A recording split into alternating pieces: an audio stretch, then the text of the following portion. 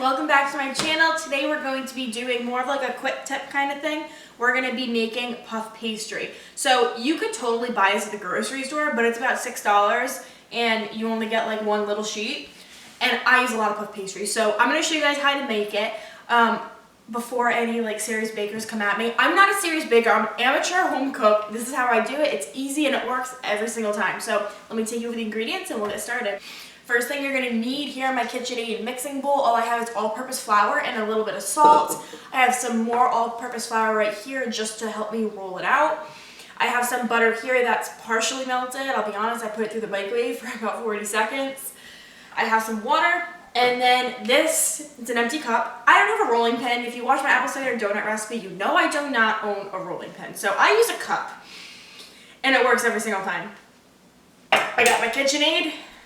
And I got a pastry brush, so that's really all you need. It's really simple, essentially just butter, water, and flour, so let's get on with it. Okay.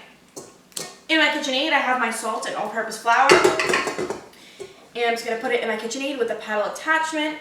I'm going to put this down, lock it, and I'm just going to add my water in, and I'm going to let that go and mix until it becomes sort of like a wet dough consistency. Now that we have our sticky dough, all I'm going to do is, with my extra flour that I had put aside, I'm just going to generously flour my work surface. Make sure you're working on a clean work surface. Might need a little bit more than that. I'm going to take my dough off, and I am just going to pop this right onto my floured surface. Alright.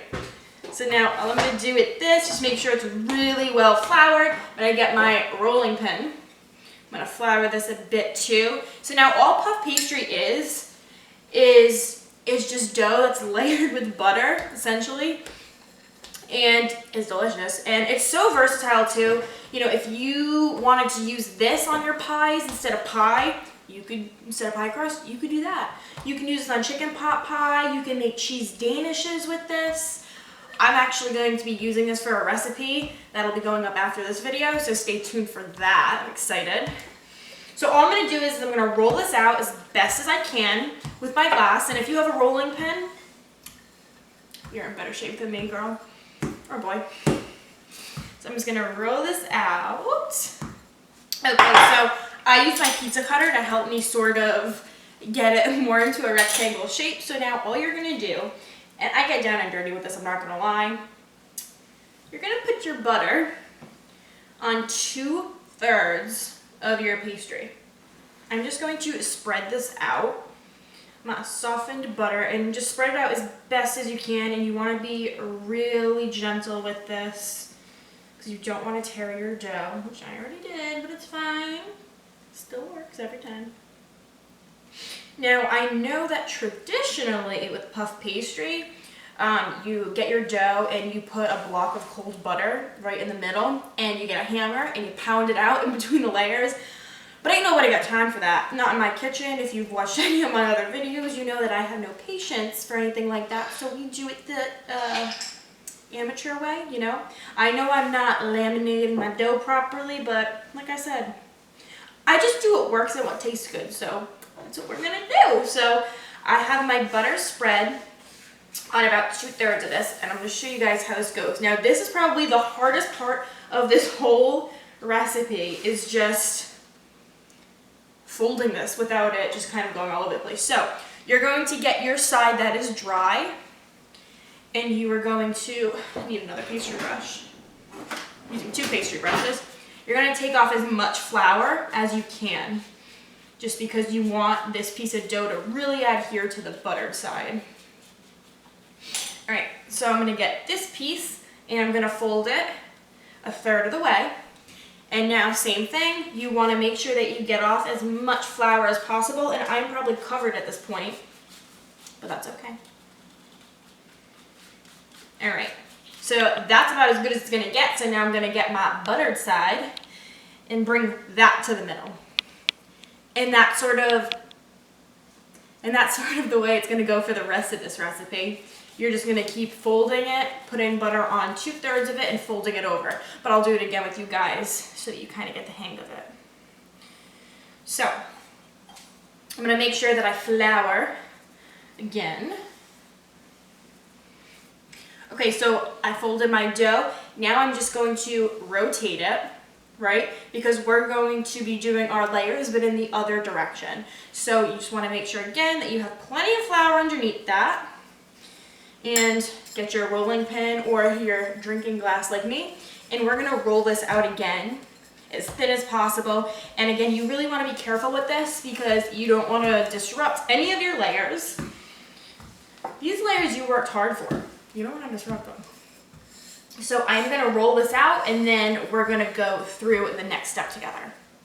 Okay, so I have my piece of dough rolled out and we're going to be doing just like we did before. We're going to be taking another 1/3 of our butter. And we're going to be doing 2/3 of this again. So I'm just going to spread this out as good as I can and I just have so much flour all over. So much flour all over me. I need to stop wearing black when I film anything with flour. Ay, ay, ay, ay, Dios mío. Okay. I'm going to spread this out as thin as possible. Okay. So now we're going to essentially be doing the same thing that we did before as far as folding. So I am just going to quickly brush off as much flour as I can. And I'm just using these mini silicone pastry brushes that I got off of Amazon. You can use whatever you guys have. So we're going to fold the dry side in first. Be gentle and just brush off any excess flour. And then we're going to fold over our butter side. All right. Beautiful. So now we're going to do this one more time. We're going to rotate back this way. I'm going to be getting some more flour on my work surface just because you really don't want this to stick, especially at this point in the game when you have so many layers going on. You just want to take extra precautions. You can always take out the flour. You can always wipe it off. So now, one more time, I am going to gently roll this out. And you need to be very gentle with this. One more time, we are going to be going in with our butter mix. And we're just going to spread this once again on 2/3 of my dough. Okay, now that we're done with our butter, we are just going to do the same thing that we did before. Fold your dry side into the middle. With a pastry brush, we're brushing out the flour. It's rustic. Okay. So now you can put this in the fridge just like this, let it chill, you can do whatever you want with it, but I am going to roll this out just a little bit because I like to store it when it's a little bit thinner. And so now all I'm going to do with this baby is I am just going to wrap it up in saran wrap and throw it in the fridge. And before you bake it, you're going to want to let it sit in there for at least an hour. Or longer overnight, and because of the ingredients, it's just butter, flour, and salt. You can keep this in the fridge for up to a month, I'd say, but it never lasts that long in my house. So, yeah. If you guys want to see how I'm going to be using this tonight, make sure you stay tuned for the next video. We're going to be making a fall staple in New England with it. So I'm really excited to show you guys that. But yeah, if you guys like this video, make sure you give it a thumbs up and comment down below what you want to see next from the Stevens Kitchen. And until next time, I'll see you guys in my next video. Bye!